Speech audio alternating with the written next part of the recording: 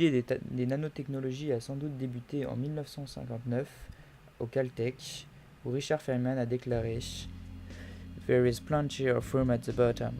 Littéralement, il y a beaucoup d'espace en bas. Cependant, il faut encore attendre 15 ans avant de voir apparaître le terme de nanotechnologie. Ce terme a été forgé par le scientifique japonais Norio Taniguchi. Le nanomètre est l'unité de mesure des nanotechnologies. Elle correspond à 1 milliardième de mètre. Son préfixe, nano, vient du grec et signifie très petit. De façon plus concrète, le nanomètre c'est environ 500 fois plus petit que l'épaisseur d'un trait de stylo, 30 000 fois plus petit que l'épaisseur d'un cheveu, et 100 fois plus petit que la molécule d'ADN. Qu'est-ce que les nanotechnologies ? Les nanotechnologies et les nanosciences sont l'étude, la fabrication et la manipulation de structures, de dispositifs et de systèmes matériels à l'échelle du nanomètre. Elles sont au croisement de plusieurs disciplines scientifiques, comme l'électronique, la mécanique, la chimie, l'optique, la biologie. Elles pourraient donc bien être au cœur de la prochaine révolution industrielle. Cependant, à cette époque, il est encore impossible de manipuler ou d'observer des structures de cette échelle. C'est pourquoi les chercheurs d'IBM ont inventé le microscope à effet tunnel. Il s'agit d'un microscope qui permet de déterminer la forme et la densité de certaines surfaces conductrices ou semi-conductrices. Son principe de fonctionnement est assez simple. Il s'agit d'une pointe qui suit la surface de l'objet. La pointe scanne cette surface et un ordinateur ajuste en temps réel la distance entre la pointe et la surface pour pouvoir maintenir un courant constant entre les deux objets. L'ordinateur enregistre la hauteur de la pointe à chaque instant, ce qui nous permet de reconstituer virtuellement la surface. Pour que cela soit possible, il faut que les électrons libres sortent de la surface et soient attirés par la pointe. Grâce à cela, si l'on se place suffisamment près sans pour autant toucher la surface, il est possible de capter un courant électrique.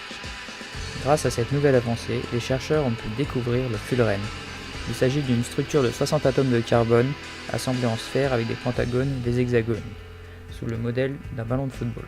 Il existe cependant de nombreuses variantes à cette molécule, comme les nanotubes de carbone découverts en 1991. Grâce à qui il sera désormais possible de miniaturiser les transistors, et ainsi créer de nouveaux microprocesseurs de 2,5 cm de côté qui peuvent aujourd'hui contenir plus d'1 milliard de transistors. Le financement.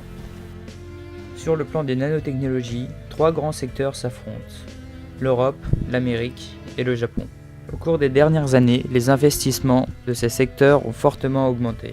Ils ont été triplés, voire quadruplés. Les investissements les plus importants proviennent du Japon et des États-Unis, avec environ 1 700 millions d'euros en 2005 pour les États-Unis et 1 600 millions d'euros en 2005 pour l'Europe.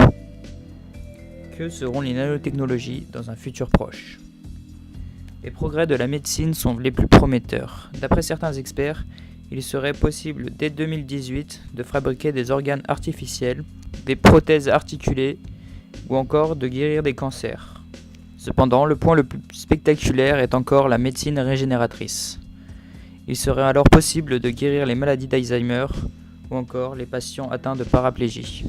D'autres progrès sont encore à venir dans le domaine des nanotechnologies, comme des vêtements invisibles, des moteurs à photons, de nouveaux types de panneaux solaires, ou encore des nouveaux types de matériaux de stockage à base de nanotubes de carbone.